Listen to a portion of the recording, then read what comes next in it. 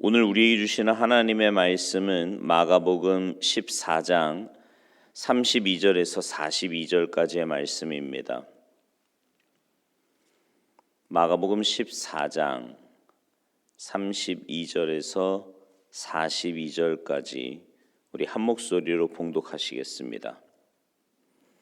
함께 봉독하십니다. 시작. 그들이 겟세마네라 하는 곳에 이름에 예수께서 제자들에게 이르시되 내가 기도할 동안에 너희는 여기 앉아 있으라 하시고 베드로와 야고보와 요한을 데리고 가실새 심히 놀라시며 슬퍼하사 말씀하시되 내 마음이 심히 고민하여 죽게 되었으니 너희는 여기 머물러 깨어 있으라 하시고 조금 나아가사 땅에 엎드려 될 수 있는 대로 이때가 자기에게서 지나가기를 구하여 이르시되 아빠 아버지여 아버지께는 모든 것이 가능하오니 이 잔을 내게서 옮기시옵소서.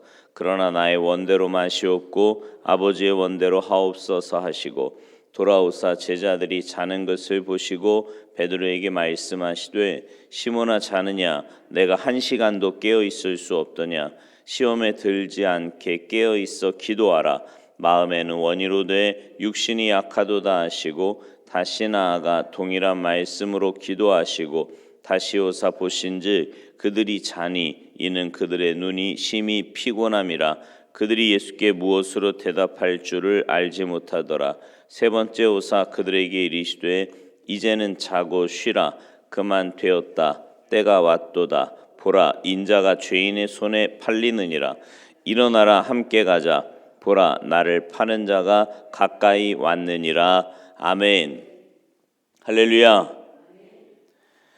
목회자들끼리 하는 말 중에요, 새벽 기도 안 나오던 분이 갑자기 나오면 덜컥 겁이 난다고 이야기를 합니다. 혹시 무슨 심각한 일이 개인이나 가정에 생긴 건 아닌가 해서 말이죠. 그 말 속에는 무슨 뜻이 포함되어 있는 거냐면 많은 성도들이 평소에는 기도 안 하다가 문제가 생기면 기도한다라는 뜻이 그 안에 포함되어 있는 거예요. 실제로 많은 분들이 기도는 문제가 있을 때 하는 것으로 생각하는 경향이 있습니다. 그러나 성경은 문제가 있든 없든 늘 항상 깨어 있어 기도하라고 말씀합니다. 기도는 하나님과의 대화니까 언제든지 할 수 있는 거지요. 특별한 문제가 없어도 이런저런 대화를 하면 하나님과 더욱 친밀해지고 능력과 지혜를 얻게 되는 겁니다. 여러분도 그렇지 않습니까? 이렇게 자주 대화하는 사람하고 친밀해지지 어쩌다 한번 혹은 문제 있을 때 한번 이야기를 하는 사람과 그렇게 친밀해진다고 볼 수 없지요. 근데 적지 않은 성도들이 문제가 생길 때만 기도합니다. 이처럼 특별할 때 기도하는 것을 가리켜서 긴급 기도다, 비상시 기도다 이렇게 이야기하기도 합니다. 물론 이런 기도 역시 하나님이 응답하시지요. 그러나 긴급 기도만 하다 보면 기도가 마치 문제 처리, 사고 처리 수단인 것으로 왜곡될 수 있습니다. 그리고 하나님과의 친밀한 관계를 형성하기는 어렵지요. 그러나 바람직한 기도 생활은 어떤 것일까요? 평소 기도를 꾸준히 실천해야 하는 겁니다. 그러다 간혹 특별한 문제가 생기면 그때도 또 특별하게 긴급 기도를 하면 되는 거지요. 이렇게 하면 역동적인 기도 생활을 할 수 있고요. 하나님의 살아 역사하심을 생생하게 체험할 수 있습니다. 여러분, 우리가 세상 살아가는 게 얼마나 어렵습니까? 마치 장애물 경기를 치르는 것 같은데 잘 생각해 보면요, 장애물 경기, 허들 경기보다 훨씬 더 어려운 것이 우리네 인생살이입니다. 허들 경기는 힘들지만 그래도 이렇게 표준화되어 있잖아요. 그래서 어디서 어떤 장애물이 나타날지 미리 알고 있단 말이죠. 열심히 연습하면 얼마든지 잘할 수도 있습니다. 반면에 인생은 어디서 어떤 장애물이 등장할지 전혀 모릅니다. 그러므로 잘 넘어가기가 힘들지요. 때때로 장애물에 걸려 넘어지고 자빠지기 일쑤입니다. 그러므로 지혜로운 사람은 평소에 늘 기도하는 사람입니다. 그러면 하나님이 함께 하시고 역사하시고 은혜 베풀어 주십니다. 설사 장애물이 갑자기 나타난다고 해도 넉넉히 감당할 수 있지요. 큰 문제가 생겨도 기도로 마음을 지키고 잘 이겨나갈 수 있기 때문입니다. 오늘 본문은요, 겟세마네 동산의 기도 이야기입니다. 예수님이 공생애를 거의 마쳐갈 무렵에 십자가가 점점 가까워짐을 아시고 감람산 겟세마네 동산에 제자들과 함께 올라가십니다. 예수님은 평상시에도 늘 기도하셨지만 그날 밤에는 십자가를 앞에 두고 깊은 기도를 하셨습니다.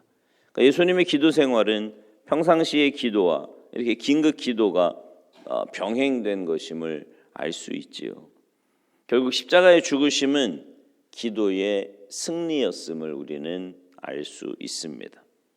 반면에 제자들은 기도하지 않다가 결국 실패합니다. 그중에 베드로의 모습이 두드러지게 나타나는데요. 기도하지 않고 잠에 빠진 베드로에게 예수님이 뭐라고 말씀하십니까? 37절 말씀해 보니까 시몬아 자느냐?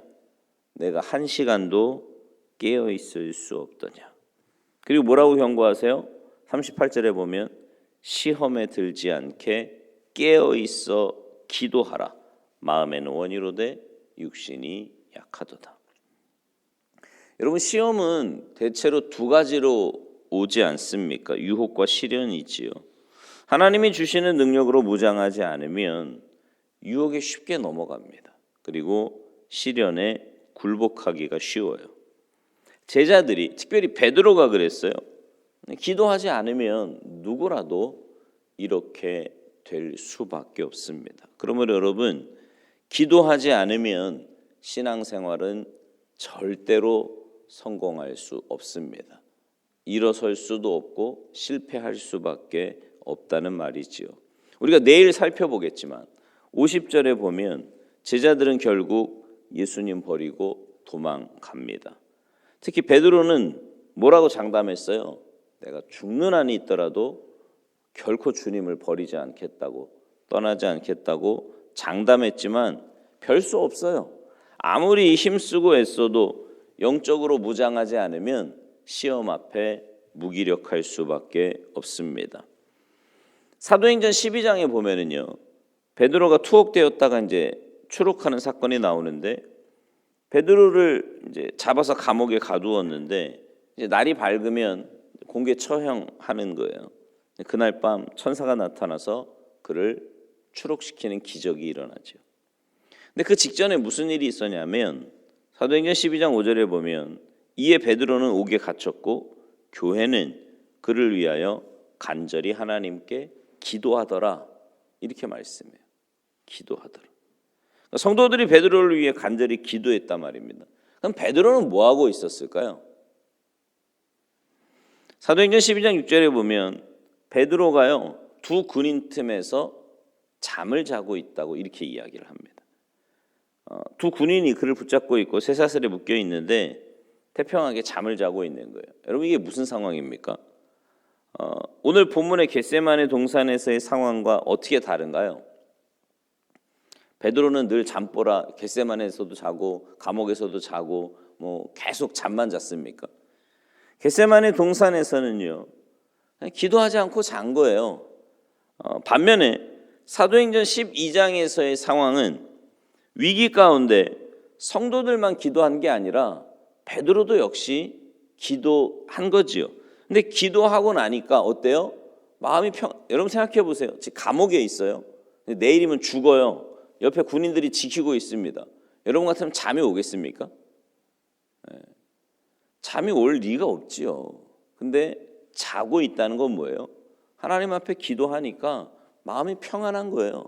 맡긴 겁니다. 얼마나 깊이 잤으면요, 천사가 이렇게 막 흔들어 깨워야지 일어날 만큼 그렇게 평안하게 잔 겁니다. 양쪽 다 잠을 잔 건데 차원이 달라요. 감옥에서는 기도하고 믿음으로 하나님께 맡기고 난 후에 태평하게 잠을 잔 거지만 하나님이 천사를 보내셔서 그를 풀어주시고 추록하게 도와주시는 그 하나님의 놀라운 능력을 체험하는 계기가 되기도 합니다. 우리는요, 변화된 베드로의 모습을 통해서 바람직한 기도 생활을 배우게 되는데요. 평상시 기도에 매일 힘쓰면 특별한 때에 기도하기 좋고요. 또 하나님의 응답도 쉽게 받을 수 있습니다. 이런 기도 생활은 앞서 예수님이 보여주신 모델이기도 하지요. 아마 베드로는요, 과거 시행착오를 통해서 절실하게 깨닫고 이런 기도 생활을 하게 되지 않았나 싶습니다.